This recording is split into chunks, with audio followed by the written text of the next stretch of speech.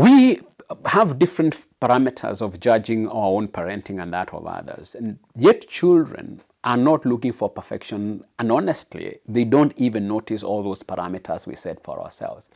They only feel your presence or your absence. In their eyes, a parent's perfection is a nonsensical goal if it results in less time spent together. You may be chasing some vision of flawless parenting, the ideal of providing every possible material comfort, maintaining a spotless home, or meeting societal standards of a good parent.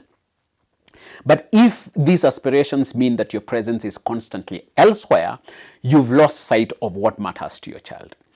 What children seek is your presence, not an image, real or imagined, of a perfect parent. Research increasingly shows that children develop emotional security and resilience not from perfect parents but from consistent, available ones. Studies have underscored the lasting value of parental involvement on a child's self-esteem, social skills, and overall well-being. For instance, a longitudinal study published in developmental psychology observed that children with parents who are actively engaged in their daily lives reported greater happiness, stronger coping skills, and a more optimistic outlook than those whose parents were physically or emotionally distant, regardless of their family's socioeconomic status or the perfection of the home environment. This body of research is clear. Children are not enriched by a parent's quest for perfection, but are uplifted by their involvement in the small, mundane, even messy, but real moments that constitute daily life. Absent parenting under the guise of pursuing perfection in children's material well-being is an exercise in futility. You may believe that by creating a seemingly perfect environment, you are giving your child an advantage.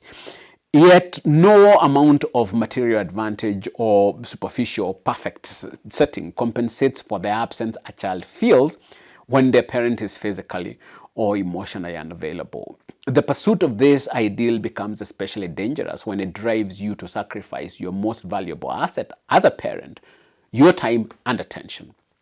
Children don't weigh your worth on how perfectly you manage each aspect of life, but on the time you spend in their presence, especially in unstructured, unscripted moments. If you are lost in the pursuit of perfection and comfort, take a step back. Remind yourself that your child's memories won't be of how organized you are, how many enriching activities you packed into a schedule, how expensive your home looked, or how put together you are.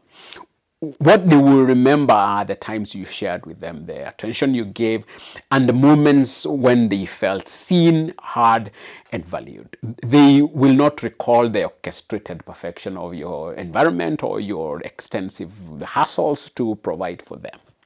They will always recall the impact of your presence or absence. Parenting is not a stage on which to display a performance. It's the arena of real, imperfect humanity. A child's eyes can't see the minor flaws that may preoccupy you, nor are they attuned to the ambitions and worries that might drive your perfectionist approach. They only know that they need you there, genuinely engaged in their lives. In constantly aiming for better or ideal, you may feel that you're preparing them for a world full of challenges.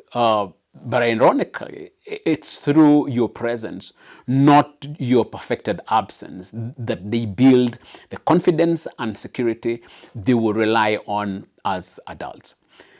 Your child may not understand your reasons for being absent or preoccupied, but they will feel its weight, and that weight will follow them into adulthood. And remember, the pursuit of material wealth to provide a perfect home is a mirage, an unattainable goal that only leaves you empty-handed and your child's emotional needs unmet.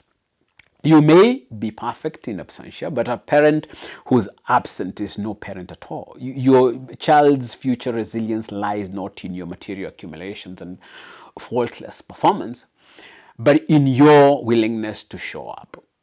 faults and all. So be there. You don't need to fake that or put any effort, and they will never forget. Thank you for your time. See you in the next lesson.